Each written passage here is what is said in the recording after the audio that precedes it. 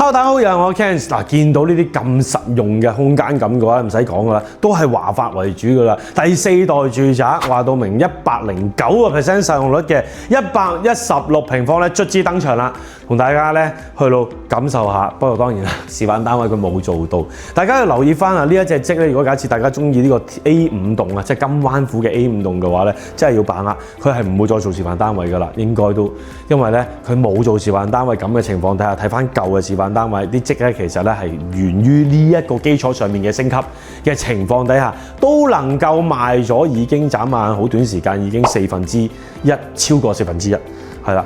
咁又賣咗已經30幾40間啦 ，OK， 咁所以嘅話咧，咁佢基本上啲積都係參考翻差唔多嘅話，佢就唔會喐 ，OK。嗱呢隻115平方嘅，大家記得到咧，佢係咧得一處嘅啫，所以都係得30零間嘅啫。咁所以大家要留意翻 ，OK， 咁個供應量係非常之咁少嘅 ，OK。咁而依家我身處嘅話，當然啦，唔係喺 A5 棟，就係 A4 棟。呢一個單位咧係115平方嘅，細一個方。新賣緊嗰隻116方，哇，多一個方喎，10尺噶咯。但係唔好忘記留意嘅話咧，呢一度係4房2廁。嗰邊嘅話咧係4房3廁，個廳會再大啲，係啦，空間會再大啲，係啦，咁啊而一開始大家同大家感受下先啦。嗱，我就係幾中意嘅佢第四代住宅，永遠先同大家出咗嚟門口位置。嗱，呢一度你又可以放個櫃啦，係嘛，有個凹位，跟住之後再 extend 出嚟。但冇留意鏡頭係睇唔到任何其他嘅單位喺度，即係每日一開門就陳太褲都未着好，係咪？或者唔好話褲都未着好，對鞋都未着好。咁呢一個咧就係我自己覺得咧第四代住宅必須要有嘅一個私隱度嘅提高，同埋出面每一個位置都有窗啊，係開得嘅窗，所以嘅話咧令到通風效果嘅走廊就唔會有陣噏味。好簡單同大家分享一個超級嘅豪宅凱旋門，有好多單位咧係長期都冇人住，嗰一層咧你入到嚟已經係噏好臭㗎啦 ，OK。咁翻嚟睇翻呢個玄關位置先。咁首先咧，佢呢度位置係新加嘅。咁放心，下一集同大家睇翻交樓標準，係咪阿 Ken 咧會好細緻同大家喺度睇嘅，因為佢呢度有做交樓標準俾到大家睇 ，OK。咁呢一度咧做翻個玻璃玄關空間嘅話，我覺得都幾好。咁到時咧，佢本身因為佢係實體牆嚟嘅。好似有埲牆，我覺得冇咁好，咁但係做翻少少依家呢個採光度增加翻啦，又亦都有個既定嘅私隱度嘅話咧，就唔錯嘅。咁而側跟呢一度咧就有一個好大嘅玄關櫃嘅位置係做咗喺度噶啦 ，OK。咁而另一邊嘅話咧就有個落地玻璃喺度嘅，嗱呢一隻積。咁但係咧佢因為116平方，依家現階段嘅交樓嗰隻係完全唔一樣嘅 ，OK。咁當然你話買呢隻得唔得？有㗎嚇。依家咧2期咧仲有20套到咗緊嘅呢一隻積，係啦，或者唔夠，係因為仲有嗰啲矮嗰啲咧129方咧，夾埋先至得20套，應該咁講。咁啊，所以變相可能每邊得10套定點啦。呢隻115方咧仲冇幾多㗎啦。咁但係好多時有朋友會覺得，喂，我寧願等耐少少，買多個洗手間喎，實用率再高啲喎，咁啊真係會提升唔少嘅。OK，咁所以嘅話係唔一樣嗱。入屋本身咧就已經有個套房喺度㗎啦，嗰一隻積。咁而再入到嚟，大家講講個廳先啦。兩邊最大嘅分別嘅話咧，我哋依家呢隻廳咧係5.8米嘅闊度 ，OK。咁但係咧新嗰個116方咧係5.9米。咦，阿 Ken 冇乜分別啫喎，大家係咪覺得冇乜分別咧？重點就係嚟啦。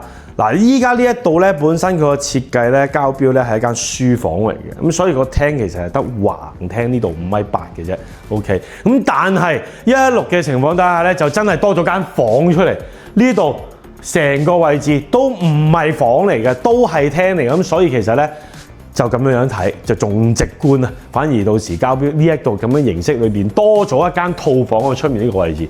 就係呢一個積差唔多嘅 size，OK， 大家冇聽錯，仲要闊多10公分，大家記得到啦。呢張梳化其實都已經幾誇張下啦，係嘛？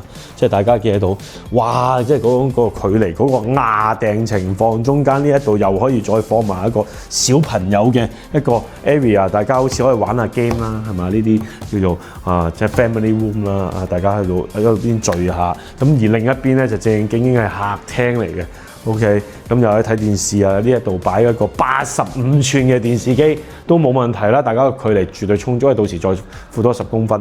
咁至於呢邊嘅位置咧係冇分別嘅，總長度如果由嗰個廳去到廚房尾嘅話咧係一樣，係啦，都係5.2米嘅闊度空間。咁但係咧，依家大家睇得到呢度咧嗰個佔比又有少少分別。廚房佢係2.5米，呢度佢係2.7米，但係本身可能因為佢仲有個長嘅一個位置空間啦，書房位置啊嘛。咁所以嘅話咧，其實佢咧就會係即係變相你拆咗本身膠標就係你當咁樣就差唔多噶啦，冇乜太大分別。OK， 因為到時兩邊都係2.6米啊。咁個空間我覺得就因為個門都開咗嘅話咧，問題不大。你傳菜嘅時候都會必定會有呢一個位置係打開嘅啦，正常。咁所以個空間都唔使點擔心，充足very good 嘅。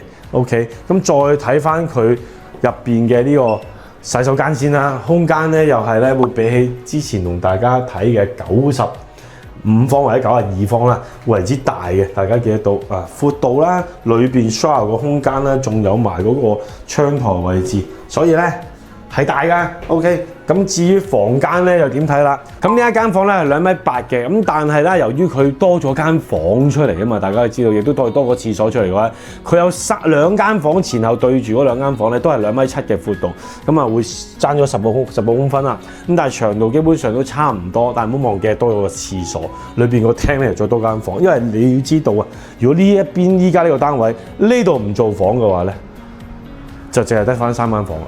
咁所以使用率真係提升咗非常之多 ，OK。咁再嚟睇翻我哋依家呢個單位啦。咁至於呢間房嘅話咧 ，size 一樣都係2.8米，咁而對應翻佢另外新嗰隻積咧就係2.7米，會細咗啲咁多。即係簡單啲，兩間細房咧各自都會窄咗10個公分。OK， 咁再嚟去到主人房嗰度測評啦。至於主人房咧，首先呢間細唔細？我相信你都唔會覺得細㗎啦，係嘛？3.8米乘以4.3米嘅一個空間，已經好闊落啦，係咪？115方啫喎，係咪？但係喺佢116嚟講嘅話，就犀利到不得了啦！單呢個位咧已經可以去到4.8米啦，未計衣帽間啦。如果計埋衣帽間嗰2.6米嘅話咧，大家計一計，4.8米加2.6米係7.4米啊！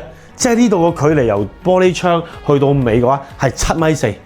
係啦，跟住之後隔離洗手間啦，洗手間亦都係闊落㗎，唔使點擔心啊，有成1.7米咁闊嘅話咧，都好充足㗎啦。跟住出面呢度個闊度啊，依家係3.4米，佢變成3.8米，再加埋呢條震拆咗去，頂住你啊嘛，覺得唔開心係咪？呢一個串角嘅大玻璃窗嘅話，就交晒俾哇！呢一間房到底有幾大？係真係非常之誇張。即係你其實連埋個廁所嘅話咧，你將3.8米乘以呢一個咧7.4米嘅話咧，哇！呢個真係不得了。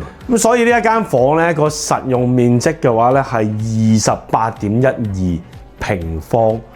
咁即係幾多咧？即係大概300尺度，好誇張。有300尺嘅主人套房嘅話，有幾咁犀利？大家感受得到。喺灣11號嘅話咧，起碼要去到咧140幾方先至會有。咁所以，但係呢一度咧就只係116方咧就已經做到4房嘅3個洗手間，即係雙套房，仲要咁大個廳、咁闊嘅空間，係嘛？出面咁大個露台位置，咁而仲要對流兩邊窗嘅一個 design， 咁其實空間感，我相信大家嚟到呢一度都知得到噶啦。咁而交樓標準嘅話啦，基本上喺同區咧，差唔多冇一個樓盤會有冷氣機係呢一個中央空調咧係交標俾你嘅，咁最多可能咧會有廳一部風管機送係啦，再加埋裝好咗噶啦，再或者廳一個掛機俾你，即係舊式嗰啲 design。畢竟金灣航空新城嘅交樓標準咧，都已經係擺咗喺度噶啦，一路以嚟咧都係咁上下一個 standard 啊。咁而依家呢一種形式嘅設計嘅話咧，咁就老實講已經係最頂級噶啦。我哋下一集咧再同大家會睇翻咧呢隻110幾嘅交樓標準到底會係點嘅，慢慢去拆解翻啊嘛，係咪？咁至於現階段賣緊嗰個單位係幾多錢咧？咁大概啦2萬蚊到左右嘅方，至到2萬1蚊到左右嘅方，即係乘翻出嚟咧，大概230萬到左右嘅啫。230萬買4房3個廁所同區，跟住即係冇呢個供應。呢個首期只係30零萬到左緊，咁買到啲咩咧？如果你話買得到，有買一啲高層嘅89平方200萬到多啲，或者230萬到左緊嘅90零方同區附近，就買緊呢啲價錢㗎。咁如果你去到咁大嘅話咧，係真係揾唔到。OK， 快啲揾阿 Ken 去到現場同你慢慢睇。